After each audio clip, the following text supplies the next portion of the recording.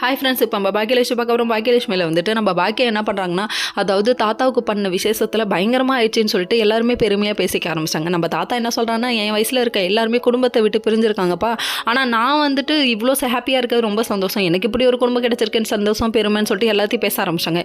இதெல்லாம் ஓரக்கண்ணால் நின்று ஓரமாக பார்க்குறாரு. யாருன்னு பார்க்குறீங்களா? நம்ம கோபி தாங்க. பார்த்ததும் இல்லாமல் என் பொண்ணு இனியா, என் பொண்ணு இனியா, என் பொண்ணு இனியா இல்லைன்னா நான் உயிரோடு இருக்க மாட்டேன், நான் இறந்து போயிடுவேன் பேச்சுக்கு மூச்சுக்கு 300 தடவை சொல்கிறாரு. பேச்சிலே சொல்கிறாரு. ஏன்பா நீ இப்படி பேச்சிலே காமிக்கிற, எதுக்காவது செயலில் காமிக்கிறியாப்பா அப்படிங்கிற மாதிரி தான் இருக்குது. அது மட்டும் இல்லைங்க, இதுக்கெல்லாம் காரணம் யாரு? நானான்னு அவருக்குள்ளேயே அவர் கேள்வி கேட்டுக்கிறாராமா. அப்படியே ஷானியை முக்கிய அடிச்சாப்பில் இருக்குல்ல. சரி பரவாயில்ல விடுங்க, இருக்கட்டும். இதெல்லாம் ஒரு பக்கம் இருக்குது. அங்கேருந்து தூரத்துலேருந்து குடும்பத்தை பார்த்து ரசிக்கிறாராமா. சரி ரசிச்சுக்கோங்க அப்படிங்கிற மாதிரி ஆயிடுச்சு. மொத்த குடும்பமும் சந்தோஷமாக இருக்க கேப்பில் நம்ம எலியில் என்ன பண்ணுறாருன்னா, கிளம்பலாம்னு சொல்லிட்டு கண்ணை காமிக்கிறாரு அமிர்தாவுக்கு. உடனே வந்துட்டு இருங்க சாப்பிட்டுட்டு போகலாம் எல்லாரும் அப்படின்னு சொல்லிட்டு பாக்கியா போயிட்டு சாப்பாடு ரெடி பண்ணுறேன்னு சொல்லிட்டு வந்துட்டாங்க.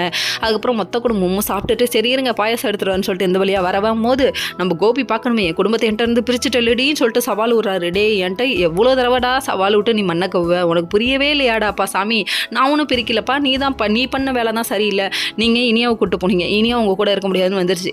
அடுத்து அத்தையை கூப்பிட்டு போனுங்க, அத்தையாவது ஒழுங்காக பார்த்துக்கிட்டிங்களா, அத்தை அந்த தப்பு செய்யலைன்னு நான் சொன்னேன், நீங்கள் நம்பினீங்களா? அப்போ கூட நம்பாமல் உங்கள் வீட்டில் இருக்கவங்கள தானே நம்பிங்கன்னு சொல்லிட்டு அப்படியே குற்றம் உணர்ச்சி கொள்கிற அளவுக்கு பேசுகிறாங்க. பேசினதுக்கப்புறம் ஐயோ என்னால் முடியலையேம்மா அப்படிங்கிறாங்க.